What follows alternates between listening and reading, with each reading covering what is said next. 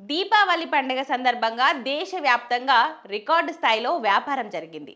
ఈ దీపావళి సీజన్లో అమ్మకాలు 6 లక్షల కోట్లకు పైగా చేరుకున్నాయి. గత ఏడాది 4.25 ట్రిలియన్లతో పోలిస్తే ఇది 25% అధికమని confederation of all India traders సంస్థ విడుదల చేసిన నివేదికలో వెల్లడించింది. భారతదేశ వ్యాపార చరిత్రలో పండుగ సీజన్లో నమోదైన అత్యధిక వ్యాపారం ఇదేనని నివేదిక తెలిపింది.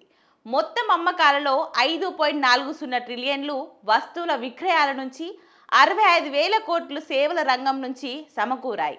ప్రధాని నరేంద్ర మోదీ ఇచ్చిన ఓకల్ ఫర్ లోకల్ స్వదేశీ దీపావళి పిలుపు ప్రజలపై గణనీయమైన ప్రభావం చూపిందని సిఐఐటి సెంట్రల్ జనరల్ ప్రవీణ్ తెలిపారు. సర్వేలో పాల్గొన్న 87% వినియోగదారులు దిగుమతి ఉత్పత్తుల కంటే భారతీయ వస్తువులను కొనుగోలు చేయడానికి ప్రాధాన్యం ఇచ్చారని ఆయన చెప్పారు.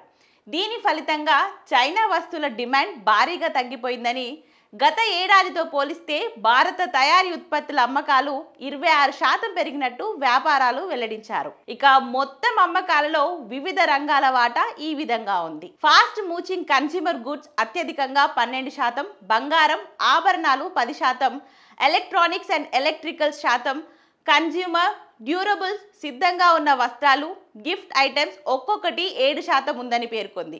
ఇక మరోవైపు ఈ ఏడాది అమ్మకాల వృద్ధికి జీఎస్టీ రేట్ల తగ్గింపు ఒక ముఖ్య కారణమని నివేదిక పేర్కొంది. సర్వేలో 72% వ్యాపారులు నిత్యావసర వస్తువులపై జీఎస్టీ తగ్గించడం వల్ల అమ్మకాలు పెరిగాయని తెలిపారు. ప్రస్తుతం వ్యాపారులు, వినియోగదారులు ఆత్మవిశ్వాసం కూడా ఉన్నత స్థాయిలో ఉందని నివేదికలో పేర్కొన్నారు. ఇక ట్రేడర్స్ కాన్ఫిడెన్స్ ఇండెక్స్ చూసినట్టయితే 8.6/10, కన్స్యూమర్ కాన్ఫిడెన్స్ ఇండెక్స్ 8.4/10గా నమోదయ్యాయి. స్థిరమైన ద్రవ్యోల్బణం, అధిక వినియోగ ఆదాయం, భారతీయ జాతీయ ఆర్థిక వ్యవస్థపై విశ్వాసం ఈ వినియోగ ధోరణిని కొనసాగించే అవకాశం ఉందని నివేదిక సూచించింది.